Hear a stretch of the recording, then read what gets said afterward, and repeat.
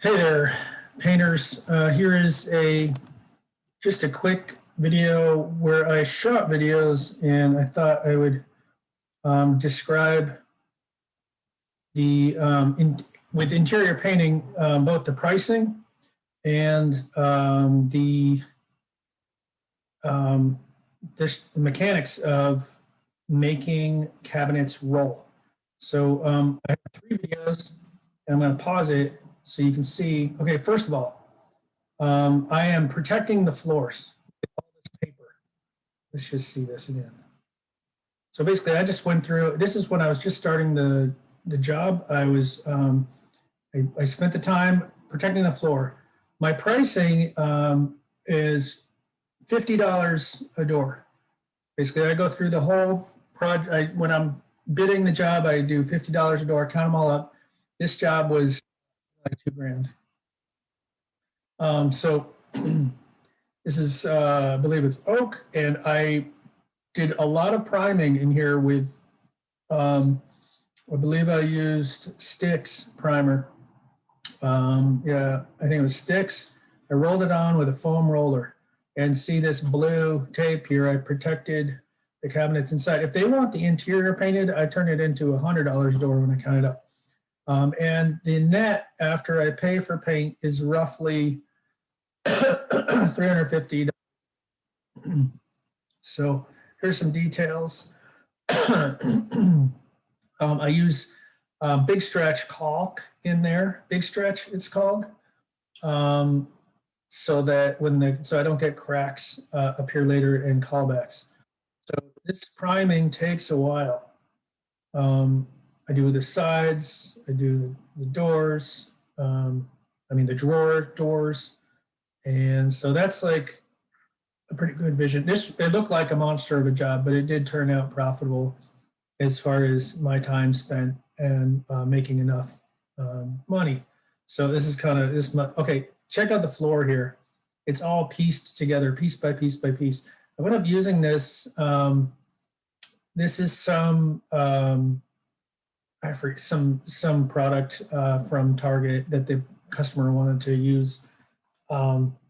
Anyway, I like to use something that's labeled as cabinet paint, so it has a hard shell when it is finished. So here's another video. Let's see about this one. Right, this one is that. Here we go. Let's see where this goes. So any more details that would be important? I use a lot of tape on areas that are or that I don't want to, this is a strip of popcorn right here. I have tape there so that I don't bump it inadvertently. I use tape here. This gets caulked to the wall. And a tip I learned on this job is when there is clear silicone caulk there, in order to get paint on it, you can put caulk over it. That seemed to work. And I think you'll see in another video that I actually did set up. This is the same video. Let's see. I set up over here. I set up a table so that I can do the doors on the table. And I prefer to do the doors and stuff in their house, just because it is too much to put in my car. And there's the roller. So that is the cabinet paint, and I have already sanded the doors. So I do them like 4 or 5 at a go. And I clean them with TSP and water. And these are a little tricky because they have, let's see if I get a better frame. All right, they have these cracks on the inside and on the outside. I wound up caulking all of that. I'm not sure it was the best decision because caulk is just not as pretty if you use tons and tons of it. I wound up just cleaning caulk off of the cracks so that it would be a prettier job in the end. So I'm not sure if I would have caulked all these cracks again, but it turned out fine. So protect all this stuff. This is like I don't know. It took me just over a week worth of days, not of full days.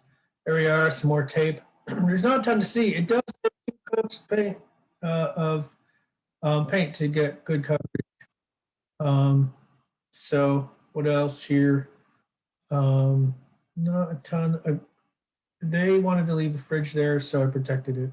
I just use tape all over the place and show them that I'm being very fastidious with the work. So let's see what the grand finale look like. I think this will show us the finished product. I decided I really don't like to do more than, I don't like one cabinet job after the next. It's too fastidious. Actually, after this job, I went straight to a popcorn removal job, and it was so refreshing because you're just ripping that stuff off the ceiling. I really needed to just rip something up because this was like so micro. I think ideally, I mean, you might find a balance for you with whatever you're into, but I mean, once a month cabinets is ideal. And, you know, a week or two of cabinets is plenty. And it's lucrative. There are people who want their cabinets done and done well. And it is an art.